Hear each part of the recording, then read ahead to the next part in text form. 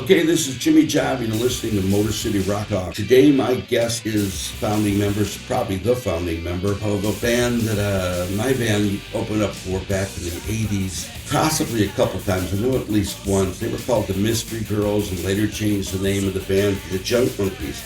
Today, my guest is lead vocalist David Bierman. Hey, Dave, how you doing, brother? Hey, man, I'm doing great, James. How you doing? Great, man. Great to finally talk to you. Anyway, can you give me a little bit of a background on where you're from originally and where the band started out?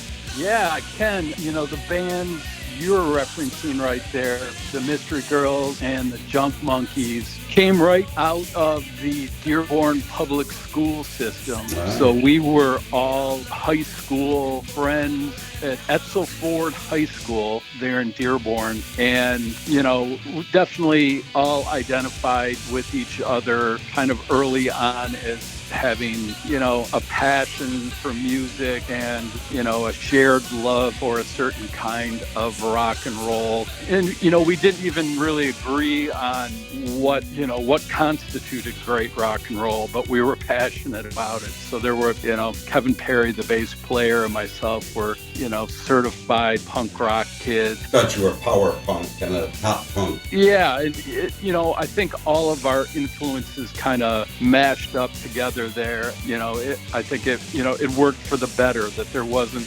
one specific strain of music we were going down. Right. Everybody had their favorite. So sure. When we were riding around in the van, you know, it was throwing tapes into the cassette deck, and everybody had, you know, we were constantly listening to each other's favorite, which I think helps, you know. Right, absolutely. Well, I saw on the bio that they had for you on Spotify, you know, groups like Cheap Trick, Big Star, bands like that, who I was always huge into both those bands. And I mentioned in the intro about my band opening up for you guys. You guys played probably more than a few times at a bar in Dearborn called Reruns. Do you remember that place? Oh, yeah, I remember it really well. Yeah, that was where my band opened up for you guys when you were still, believe it or not, the Mystery Girls. I know the Crusoe brothers, I believe, owned that place. And you had mentioned also about you guys, you know, going to school at Etzel Ford and Dearborn. Did you guys go to Henry Ford Community College too, or at least Kevin? Yeah, a few of us for sure did, you know, and especially during that time, there was at least in my 17, 18-year-old brain, there was a cool scene kind of developing between, you know, I met a bunch of people at Henry Ford at the time, you know, that again had similar passions for music. Jimmy Doom was in that crowd, and he would veer more towards the hardcore, but, you know, there were also just tons of different folk we ran into at the time, and, you know, it was kind of a hotbed for, you know, all kinds of different music. You know, new wave was still like techno was starting to come out of there. There's lots of my friends that kind of veered into hardcore, and that rerun scene was really fertile ground for all kinds of different music. You know, Frank Crusoe and Joe, you know, they kind of curated a lot of what happened there. And, you know, it was in my formative years, the music that came through that place was really important to me. So it was a super cool scene, you know, and there would be you know, as you probably know, there'd be like a hard rock band there, you know, all originals, of course, but there'd be more of a hard rock and roll band there on Friday, and then sort of a new wave or art punk or whatever, you know, something totally different. Yeah, and many times on the same bill, which again, it was cool. You weren't, it wasn't, you know, 5 bands playing the different, slightly different flavor of the same sound. It would be, you know, definitely, you know, just fundamentally different kinds of music all going on. But, I guess what everybody agreed on there is that it was original, you know, we were not bands that could go out to a top 40 bar and entertain a crowd there, you know. So. Well, I mentioned Henry Ford because I know I had Kevin in a couple of classes that I was there. Matter of fact, I remember meeting him in the Pagoda room and him telling me about your band, and I started a band, and he mentioned reruns. Remember, you used to go hang up at reruns. Saw you guys there a few times. And the other reason, of course, I mentioned it is, did you guys ever play at a club, or I should say a bar, that was over by Henry Ford called the Student Body Lounge? It was later called Walsh's on Border. Yeah, I don't think we ever played a gig there. I think I've been in there, but I don't recall it. And I do recall most of the gigs pretty clearly. Because that was a big hangout for a lot of the kids from Henry Ford, from what I remember, and all that. And that's where I met a lot of people there.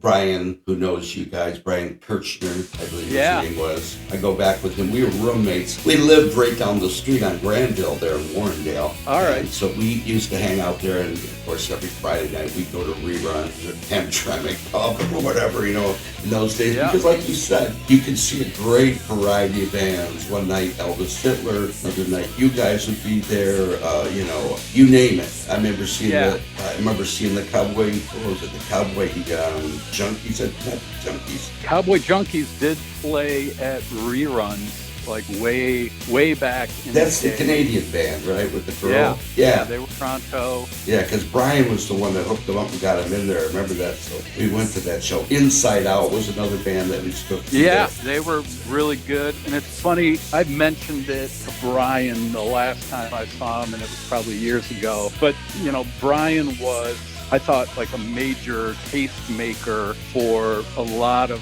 the bands back then. I mean, He really, he could identify early on, like, what your band was trying to go for. And then he would, he'd open you up to all kinds of different influences and stuff I had, just was not hip to. Right, me too. Living with him was just like that, exactly. Yeah, he was like a great, cheerleader. Doesn't give him enough credit, but he was like, a big supporter, and, for any number of bands, he really kind of sculpted their taste and how they evolved. The Trash Brats were part of that. Sure. We were part of that. And it's funny when it's guys like Brian, they don't get a ton of credit for just being like at all of the gigs and putting like the right music in your ears at the right time and totally, changing how you thought about who your band could be. And the other guy that, of course, that I knew from that day, because I worked at Harmony House, was Dave Levesque. Do you remember Dave Levesque? He used to hang out with Brian. Yeah, and I was never super close with Dave, but I know he was friends with Brian, and I think to this day, Dave is working at Dearborn Music. Yeah, he is. Matter of fact, he was telling me, I was in there the other day, that Kevin's son works there now. He does. He does. And my daughter currently at Henry Ford, and I regaled her with stories of the Pagoda Room, and she's unimpressed with all of my stories. A lot of euchre played in that place. I remember that. Anyway, let's get back. I was wondering why the name change. Why did you guys decide to change from the Mystery Girls to the Jumpman? There were a couple things. We were, we started and we were super young. I think we played our first gig at Paychecks when we were, I think we were all 17. So we were kind of still kids, and we adopted this, kind of proto New York Dolls look, feel. I was very rarely playing guitar. I was more of a traditional front man. And, we were all out as far as like doing this glam rock thing. And it was great. I loved it. It got us a ton of attention, good and bad. I felt as we got, 19 or 20, and we were starting to write songs that lend themselves less to like a glam rock kind of band. We just felt like maybe it was time to stretch a little bit. We were also involved with manager at the time, and we thought that would maybe be a good opportunity to split with him, go into hiding for, 3 to 4 months, rethink how we presented ourselves, and that's when we came out with the exact same guys, but as the Junk Monkeys. But we got rid of, we didn't return to any of those Mystery Girl songs. We kind of rewrote an entire new set for ourselves in those few months. And I don't know, it felt just we could dress a little more how we dress in our more day-to-day, jeans and flannel shirt. Yeah, maturing as a band and all that, like you said, developing your style. Yeah, we just felt it would give us a little more leg room and headroom, no matter what kind of music we wanted to start playing. I remember having a giant duffel bag of feather boas and tight bangled jackets, and we dropped all of those off to Trash Brats. Right, that would fit them. At some point, and they, I think a lot of those ended up on stage with them. So, sure. So who did most of the writing in the group? Did you do a lot of it, or did you guys do it collectively? How did that come about? Yeah, it was more or less pretty collective. I guess Dave Boutet, who played lead guitar, and myself might have taken on the bulk of it, but Kevin Perry, always had great song ideas, and our drummer Danny, is a very musical dude beyond just playing drums. So at the end of the day, everybody contributed, to the music, and we kind of made the decision early on as far as like song credits and things like that. It's like, hey, we're all spending the exact same amount of time doing this. If Dave Boutet comes up with 80% of the song, we're still going to split it 4 ways. Or if I come in with a fully formed song, we're still going to split it 4 ways. Yeah, because everybody has to develop their part, I suppose, into the song. So, which made it work that way. Your first album, Soul Cakes, all 3 of your albums are incredible. I love all 3 of them. That one in particular, of course, being the first album. How long did it take you to write material for that, or did you already have the stuff pre-written to do that? And where did you record that album? So Soul Cakes is it's a combo of 2 EPs that we put out as the Junk Monk independently. So when we signed with Metal Blade, they were like, let's take the best of those first 2 records, but we also had a couple new songs. They're like, let's include those 2 new songs. Let's pick 8 to 10 of the best of those first 2 records. So Soul Cakes probably is a couple of years of material, and all of those were recorded with Mike Nira. So that was in the very early versions of White Room Studios, which was still, I think, in his folks' basement in Grosse Pointe. And Mike he was still lead singer of Second Self and doing all of that and trying to make it in his band, but doing recording on the side. And sure, yeah. He was really learning his craft, and I don't think he had worked with a band like ours that had our, kind of more thrashy, punkish elements to it. But he was a great, set of ears for us to rely on. And he would keep us honest about making sure the songs had good hooks. And so he kept us semi-professional, which is much appreciated. Well, it came off incredible. Incredible recording, incredible sound. The other thing, of course, is Metal Blade. How did you guys get hooked up with them? You were a little thrashy, but I wouldn't have considered you thrash. I would have definitely considered, even from the Mystery Girls on up, more of a, like I said earlier, power pop kind of with a punk edge. So how did you come about getting involved with Metal Blade?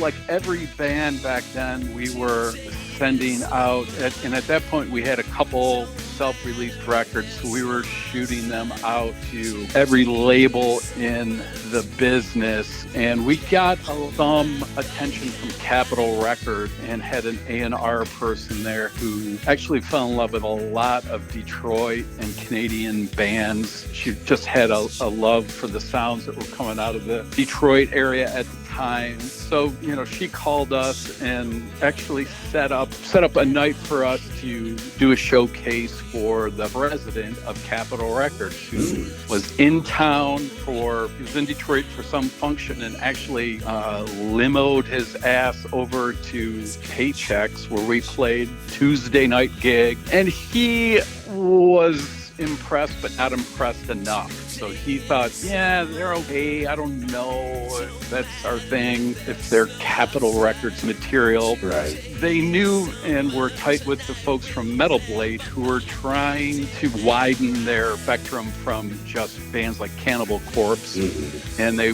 wanted more hard rock / pop bands. And they signed 2 of them that year. And it was us and the Goo Goo Dolls from Buffalo. And they hired us to be on, I think they called it Metal Blade Modern or something. Mm-hmm. So it was a weird fit, and they, I think, admittedly didn't know much about the genre we were pursuing, in the same actually with the Goo Goo Dolls, but I think they did figure there might be some opportunity to broaden their base. So that's kind of how we ended up. They offered us a contract. They were cool folks. I mean, they weren't douchey. They weren't assholes. And we had met plenty of those folks along the way. They didn't have deep pockets, but they did seem like they were just really interested in pushing the band. So we were happy to jump aboard. Sure. Why not? Anybody that has interest in but potentially push the band forward, you at least check out for a limited time. Now, as far as that, were you guys given like a 1-record deal, 2-record deal, or anything like that at that time? I can't remember. I think it might have, I don't even know. I think it was, on their end, I think they could renew it maybe up to 4 or 5 records at their discretion, so they could have dumped us at any time throughout our relationship. But they were supportive. Did they get you touring with anybody outside of Michigan? Did you guys tour out of Michigan? Yeah, we toured a ton outside of Michigan, and that was sort of our end of the deal. Like, we would tour as often as we could to help support the records. So, we did several laps around the United States. Our touring partners more often than not were the Goo Goo Dolls. So we would follow them around. We would be their opener and work our ass off to try to kick their asses off the stage every night. And, we had some success some nights and not so much others, but yeah, they were our touring partners for most of it. But we would, along the way, played with a lot of different folks, everybody from Hootie and the Blowfish to Soundgarden, Soul Asylum, and lots of other bands along the way. The other thing I noticed, of course, on the first album, Soul Cakes, is you guys did a Mutants cover, So American, which is just pure power pop and just incredible version. Was that something you did on purpose, or was it as far as for the record, or was that something you guys had been doing all along as far as your rep? That was something we had been doing for a few years. I got that So American from the Mutants when I was a young kid, I don't know, like maybe 13, but super young. And I loved that record. And then, of course, the person booking Lilies throughout a lot of that time was Art Lysak, who sang that tune. Right. So, I was a little starstruck when I met Art. He was a great supporter. He gave the thumbs up to our version, and we were all hopeful, maybe second time's a charm, and we'll somehow make So American a hit, because I thought their version should have been on every Detroit radio station. Oh, absolutely.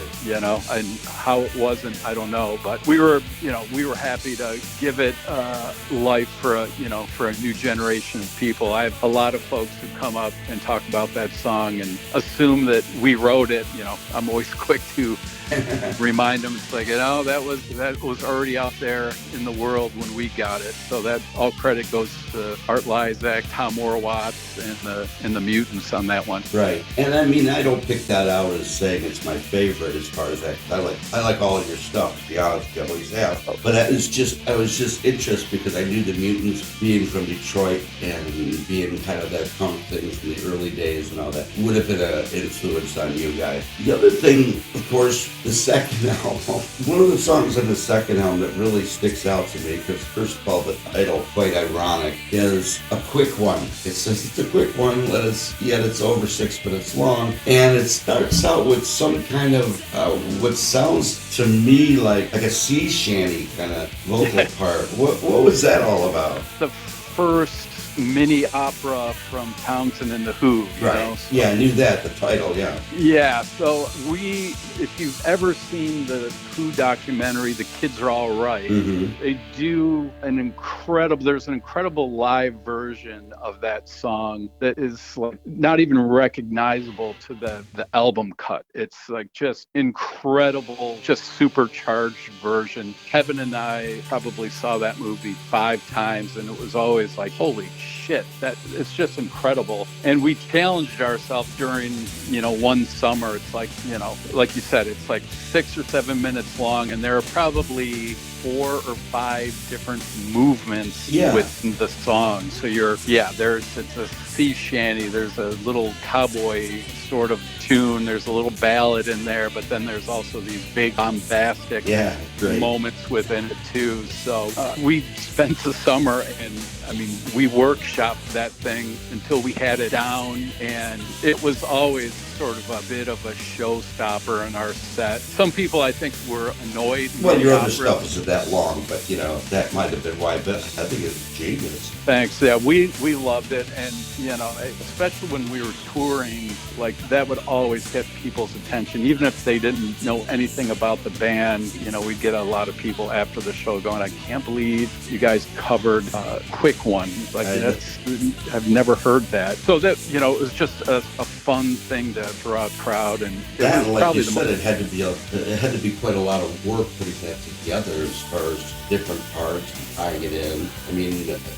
That had to be a challenge too. Yeah, well, it took us, a good chunk of time. Although I think, if we all got together in a room tomorrow, we could probably still play that thing pretty tightly, because we played it so many freaking times over a 10-year span. But yeah, it was great fun. Did you guys, other than possibly, at Henry Ford or college radio, get any actual airplay for any of the albums, locally or nationally? Yeah, we would get some, and more as the albums progressed, but nothing enough that, we wouldn't be turning on and hearing ourselves on the radio. There would be, pockets throughout the country where we would get maybe some substantial college radio play, but as far as commercial radio, very little. Did you do any videos or anything for any of the songs?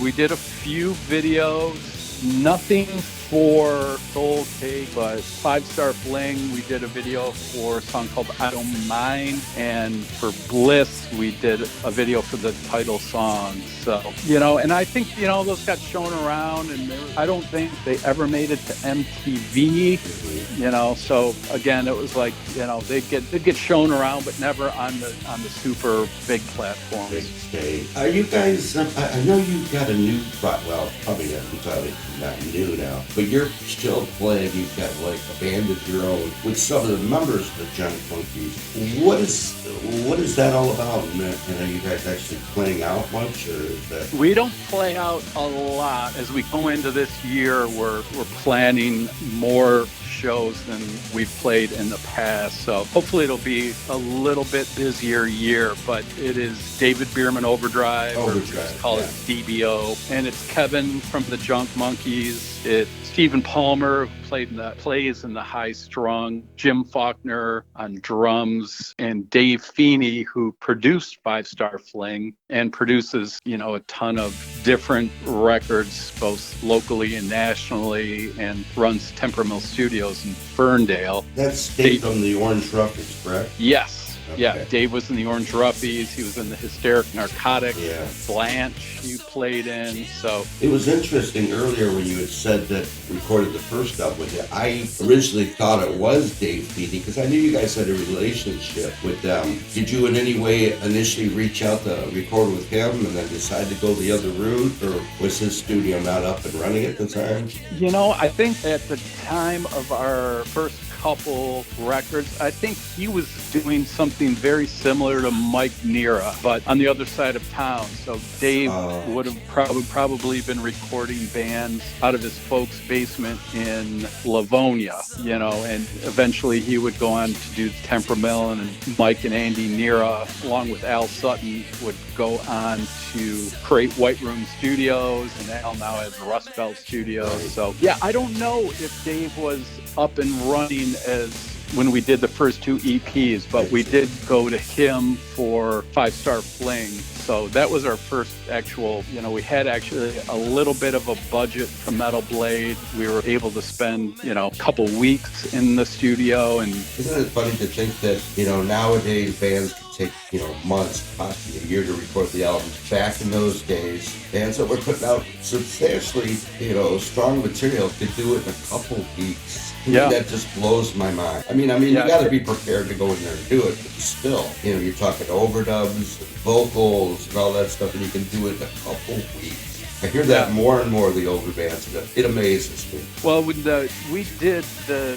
DBO has one album, CD, whatever you want to call it, and we basically went into the Temperamill and recorded just about everything in a single day, and then, you know, spent some weeks after that just kind of punching in overdubs. Sure. And, you know, I believe our lead guitarist, Steven, did all of his parts from home through his, you know, home studio setup. Oh. So, you know, it's crazy. It's so much more flexible now. Yeah, but of course. Still, you know, I still love having 4, 5, 6 people in a room looking at each other and playing, and, you know, it gives it more that live feel.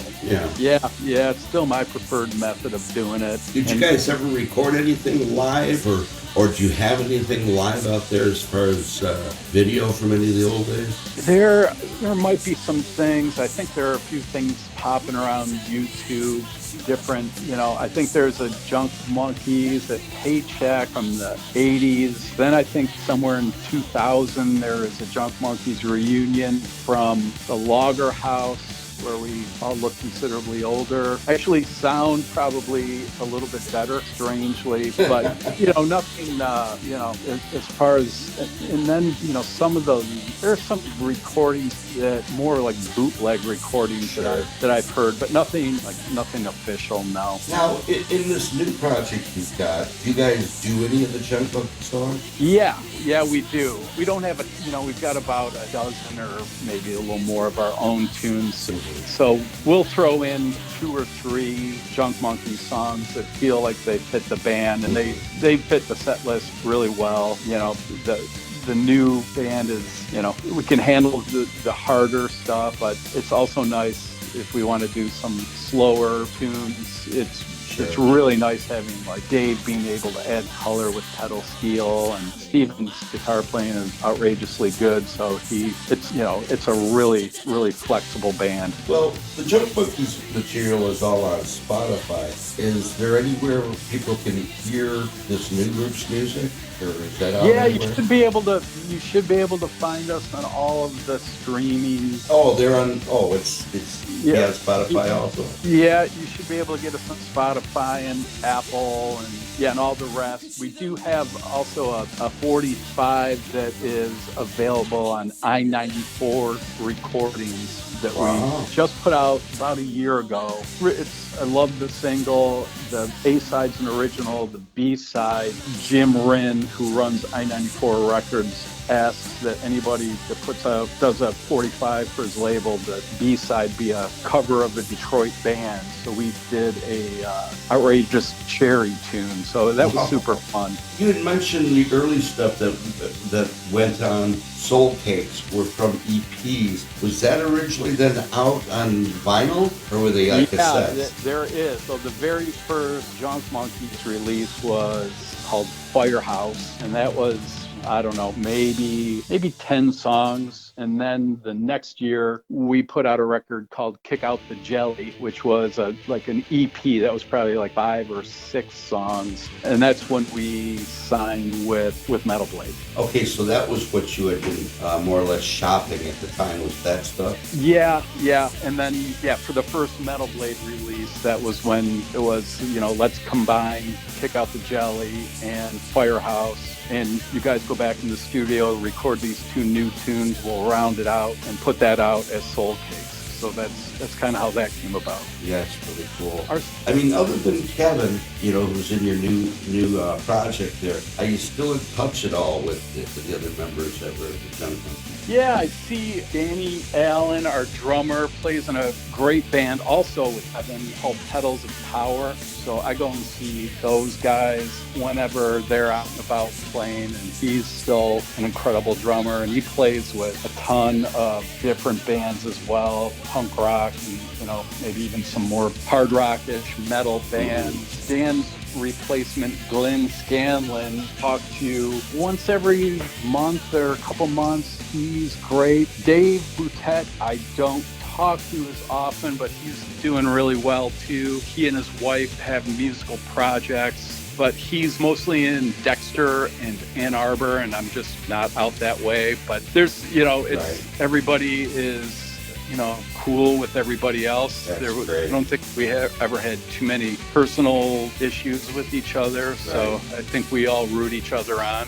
That's awesome. The reason I bring that up is I know you had mentioned it before a couple times the Junk Monkeys got back together and played. If there would be any possibility down the road of another Junk Monkeys reunion show, if that's something that's even possible. Yeah, I don't know that anybody's looking for it, but it certainly could happen at some point if the right moment came up and the right reason came up. There might have been some minor discussions about it even early last year in 2023, but we just couldn't get it together. And in a lot of cases, my band is already sort of ready to roll, so instead of trying to relearn everything, 4 of us, and trying to align our schedules. But yeah, there's nothing, personally that would keep us from doing that I'm aware of. It's just everybody's off doing their thing.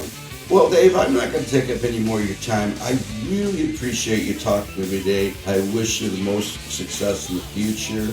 If you guys do a show coming up this year and stuff, be sure you'll post it, obviously, to Facebook or whatever, let me know. I'd love to come out and see you guys again. Not just because of the Junk Monkeys material, but just to, see bands or artists from that time that are still doing it. To me, blows my mind. It's awesome. Well, that's awesome, James. Yeah, thanks, man. It was great talking to you, and yeah, we'll see you down the road, man. Sounds good, man.